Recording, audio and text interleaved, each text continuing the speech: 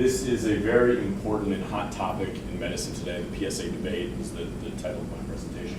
My name is Kevin Blumenthal. I'm a urologist just down the hall at Central Maryland Urology.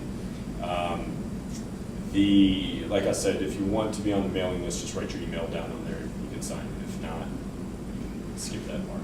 But like I said, the PSA debate, controversies in prostate cancer screening. If you have anything to share, please add. If you have any questions, just interrupt me. Like I said, I want this to be a little more of a discussion than sort of a lecture. It's more fun for me that way too. So, PSA controversy and prostate cancer screening controversy is not new. This has been going on for a long time, the controversy in PSA. Last October, last fall, a bomb was dropped when the United States Preventive Services Task Force came out with their grading on PSA-based prostate cancer screening and came out with their recommendation against use of PSA. This, as you might expect, created quite a stir for pro and con. Even more articles upon articles, books upon books, and speeches upon speeches, back and forth regarding pros and cons against the debate and against the task force decision came out. PSA test no longer gives clear evidence, invasion of the prostate snatchers, and so on and so forth. New Jersey legislator voted unanimously against the recommendation. So, as you can tell, one of the most hot topics in all of medicine, let alone urology. And really what it boils down to is, does screening save lives? That's really the big question. So this is what we're going to be talking about today, sort of our little guide. First of all, we're going to talk about a little prostate cancer statistics and epidemiology. Go over what screening is. If we're asking about is screening good or not, well, we got to know what it is, what it involves. Treatments we'll touch on briefly. That's not really what this is about, what the talk is about tonight. And then we'll go over the task force, what it is, why it exists, how it goes about doing its business.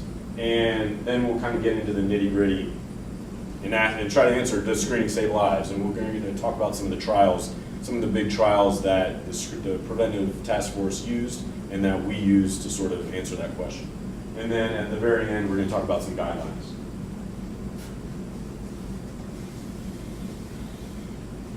So from the 2012 American Cancer Society data, over 241, almost 242,000 men diagnosed every year, or last year I should say, with prostate cancer. Over 28,000 men died of the disease. Much more common, I should say much, but more incidence is higher among African Americans as opposed to white men. I like this slide because this gives a good comparison to breast cancer. It is the most common non-skin cancer in the US. So if you take skin cancer out, it is the most common diagnosed cancer and the second leading cause of cancer-related death, next to lung cancer. So if you look at the bottom left, prostate cancer greatly outdoes any of the others as far as commonly diagnosed cancers, and the second leading cause of death. A lot of people, and rightfully so, they say, well, prostate cancer isn't that big a deal. It mostly doesn't kill people. You can just watch it. It's not, we're paying way too much attention and too much infrastructure in dealing with prostate cancer. But you can see it actually kills about the same, if not more, people than it kills breast cancer every year. And there's much less controversy, but there's less controversy regarding breast cancer than it is prostate cancer. So it's interesting to sort of compare the two. Sort of makes you think a little bit. That being said, in general, prostate cancer affects 1 in 6 men. Of those 1 in 6 dies from the disease. The other 5 would live a nice normal life, never even known they'd had it unless we weren't really looking for it. The problem is we don't know who that 1 person is that's going to die from the disease and needs treatment versus the 5 that are going to live and don't need it. If we did, that would be easy, and we're looking for that. That's really the holy grail. That's the big question that we're looking for. We could just say, hey, you 1 person, you need treatment. The other 5 go live a nice normal life. We don't have that technology yet. We're looking for it. Again, most men die with the disease as opposed to from the disease. In fact, most men with prostate cancer actually die of heart-related disease than prostate cancer. Why? Why? because most men don't die from prostate cancer. And most people in general die from heart disease. Why died heart disease? Because that's the most common killer. And so, in general, most guys don't die from prostate cancer, and most men do die of heart cancer, or heart disease. So that's why. What are some signs and symptoms of, okay? Is there a chance that the heart disease is mostly a lifestyle issue? Oh, sure. Does that lifestyle issue also affect prostate cancer? We think it does. And we think if my bacon cheeseburgers that I had 2 of for lunch every day for 20 years probably cause both problems. Probably kill your heart first before your cancer, but it's probably not good for the cancer either. Damn. Go down to one a day instead. Signs and symptoms of prostate cancer. In this day and age of PSA, it's really not relevant. There really are no signs and symptoms. We typically find it with the PSA as opposed to signs and symptoms. If you're having signs and symptoms of prostate cancer, it's virtually too late, which is one of the big problems of the preventive task force, and we'll talk about this later. When they came out with their recommendation, they recommended not screening anybody who is asymptomatic. Well, if you're symptomatic from it, it's almost too late to even bother. So that's one of the problems I have with it. We'll talk about that later. Prior to PSA, when it was advanced disease, those are the things that you would see: weak stream, intermittency, retention. You notice most of the time we see that these days, it's just due to enlarged prostate. So when a guy comes in to see me with these complaints, granted, prostate cancer is in the back of my mind, but not causing these symptoms, just maybe in addition. But causing those symptoms, you're thinking just BPH or enlarged prostate.